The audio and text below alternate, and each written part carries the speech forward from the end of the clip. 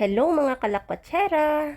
At sa ngayong video nga ay ikukwento ko sa inyo kung paano kami nakarating ng Singapore galing Malaysia. At para nga di kami mahirapan, nag-book na lang kami ng Grab papuntang Berjaya Times Square. Kasi doon ang pick-up point ng mga bus going to Singapore. Galing nga sa Malaysia ay nag-bus lang kami. At yung ticket pala namin ay nabili lang namin online. Pero meron din silang mga booth kung saan kayo makakabili ng ticket. Nasa around $25 each yung binayaran namin. Hanapin nyo lang yung Berjaya Times Square kasi dito may mga booth sila dito kung saan makakabili kayo ng mga ticket.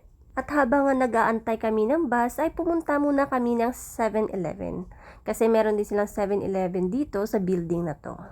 At bumili na din kami ng drinks at snacks para may makain kami kasi di namin alam kung anong oras sila mag-stop for lunch. Kaya mas okay na may dala kayong snacks. At ang biyahe dito ay 4 to 5 hours. Plus, may stop kasi siya. Kaya umaabot ng 6 to 7 hours. Depende sa traffic. At sa dami rin ng tao kasi dadaan pa ng immigration. At dapat mabilis kayo kasi 30 minutes lang yung binibigay nila. At pag hindi pa kayo nakarating ay iiwan na kayo. Lalo na pag sa immigration na ng Singapore. Kasi hindi talaga sila mag-aantay sa'yo. So, 30 minutes lang yung binibigay sa inyo. Pag wala kayo ay iiwan na kayo. Kaya kailangan dalhin nyo lahat nyong gamit pag bumaba kayo pag nasa immigration na kayo ng Singapore. At yung bus nga na nabook namin ay may wifi. Kaya maganda kasi hindi ka mapuboard. Syempre, lalo na pag may kasama ka, char.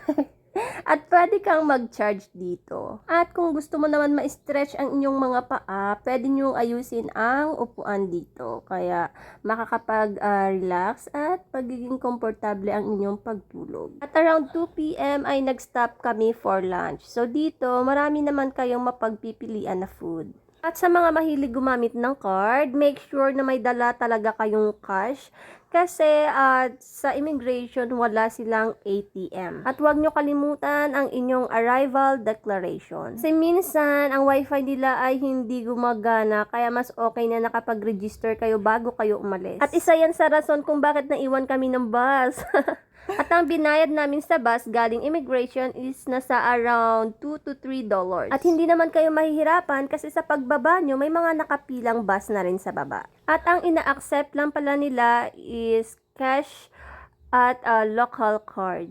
At wala ding taxi na pumapasok doon. Kasi okay lang sana kung may taxi kasi pag taxi sa Singapore ay nag-a-accept din sila ng card. Kaso wala talaga. Kaya yung meron lang doon is yung bus lang. Na local bus kung saan ang tinatanggap lang nilang card ay local card. At around 8 p.m. na pala kami nakarating ng Singapore.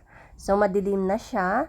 Kaya nag-taxi na lang din kami at dumiretso na din kami sa hotel para makapagpahinga na din. Hanggang dito na lang po muna. Salamat!